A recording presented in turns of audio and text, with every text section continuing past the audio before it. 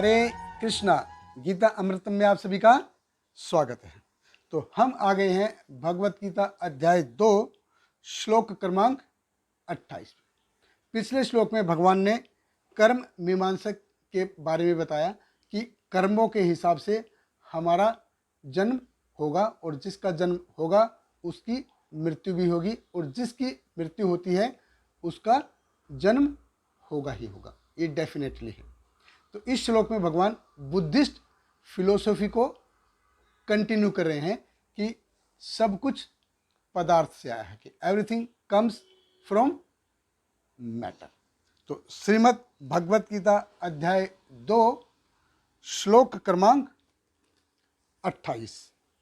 अव्यक्तादीनि भूतानि व्यक्त मध्यानि भारत अव्यक्त निधानैव तत्र का परिवेदना।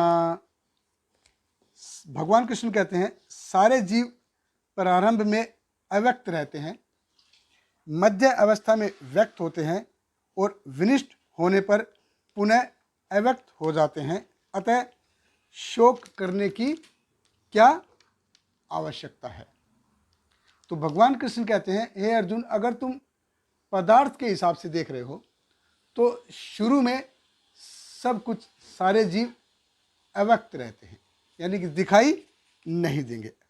अव्यक्त आदानी भूतानी, बीच में फिर वो दिखाई देंगे।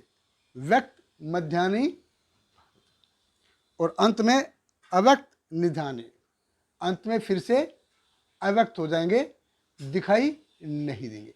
तो ये जो चक्र है ये हमेशा चलता रहेगा, यानी कि मैनिफेस्ट होगा, अनमैनिफेस्ट होगा, फिर से मैनिफेस्ट होगा, फिर अनमैनिफेस्ट होगा, फिर से मैनिफेस्ट होगा। तो ये जो चक्र है हमेशा चलता रहेगा।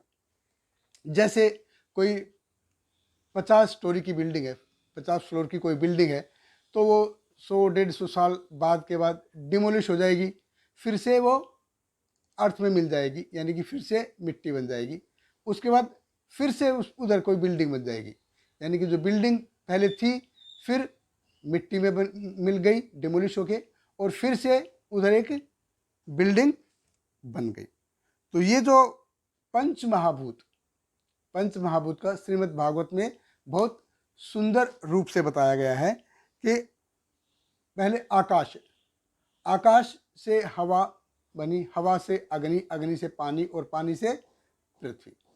तो आकाश यानी एथर, उसमें कुछ नहीं होता, सिर्फ वैक्यूम होता है। तो आकाश में सिर्फ एक एलिमेंट होता है, ध्वनि हुई। फिर हवा हुई, हवा में 2 एलिमेंट होते हैं, ध्वनि और स्पर्श, यानी कि साउंड के साथ साथ टच भी आ जाता है। उसके बाद अग्नि में 3 एलिमेंट होते हैं, यानी कि ध्वनि, स्पर्श और आकार, साउंड, टच एंड शेप। उसके बाद पानी में 4 एलिमेंट होते हैं, ये ध्वनि, स्पर्श, आकार, स्वाद और उसके बाद है पृथ्वी। तो पृथ्वी में 5 एलिमेंट होते हैं, 5, यानी ध्वनि, स्पर्श, आकार, स्वाद और सुगंध, यानी कि sound, touch, shape, taste and smell. तो अब पृथ्वी की सुगंध कैसे आएगी? जैसे पहली जब बारिश होती है तो बारिश के बाद पृथ्वी में से एक स्मेल आती है, तो वो पृथ्वी की सुगंध है। भगवान कृष्ण 7वें अध्याय के 9वें श्लोक में बताते हैं, पुण्यो गंध पृथ्व्याम, कि मैं पृथ्वी की वो पुण्य गंध हूँ।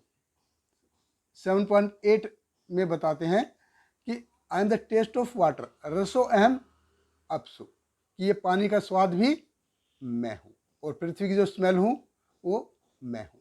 तो जो पृथ्वी से स्मेल आए, जब हम पानी पिए तो हमको भगवान कृष्ण की याद आनी चाहिए। हम भगवान कृष्ण को याद कर सकते हैं कि जब हम पानी से हमारी प्यास बुझे तो हम बोल सकते हैं, हो Krishna how sweet are you, आपने हमारी प्यास बुझाई है। तो जब प्रलय होती है तो सारी धरती सब पानी पानी हो जाता है। टेम्परेचर इतना बढ़ जाता है कि पूरा गर्म हवाएं चलती हैं, पूरा गर्म हवाएं चलते हैं कि सब कुछ फिनिश हो जाता है और कुछ काल के बाद फिर से मैनिफेस्ट हो जाता है, फिर से बन जाता है। तो भगवान कृष्ण अर्जुन को कहते हैं कि ये जितने भी है, जो भी है, जितने भी जीव हैं, सारे एक ना एक दिन जाएंगे, सब मरेंगे। अब तुम नहीं मारोगे तो कुछ काल के बाद ये सबको जाना है और ये फिर से आ जाएंगे। भगवान दूसरे अध्याय के 20वें श्लोक में बताता है कि आत्मा तो एटर्नल है, आत्मा कभी मरता नहीं है। और 27वें श्लोक में, दूसरे अध्याय के 27वें श्लोक में बताते हैं कि शरीर हमेशा बदलता रहेगा।